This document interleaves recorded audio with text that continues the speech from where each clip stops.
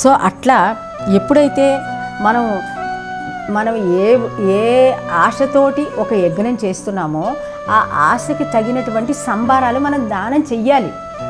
ఇస్తే వస్తుందని తెలిసిన వాడెవడు ఇవ్వకుండా ఉండడు. ఇది రమణ మహర్షి చెప్పినటువంటి. ఇస్తే వస్తుంది, వినేయలేదనుకో, ఎవరికి ఏది వీళ్ళ నాకు నాకు అని నువ్వు దాచుకున్నావు అనుకో, అది ఇవ్వడానికి వీల్లేదు కదా అని చెప్పి అని ఆర్యోక్తి అనమాట. సో ఇక్కడ వీడికి ఏమైంది, ఈ తండ్రికి అక్కడ ఈ ఆహారము ఇక్కడ ఇచ్చేటటువంటి ఆవులన్నీ సరిగా లేవు, వీడేదో స్వర్గసుఖాల కోసమని వీడు చేస్తున్నాడు, కానీ వీడికి అన్ని కష్టాలు కలగపోతున్నాయని ఈ కుమారుడికి తెలిసింది.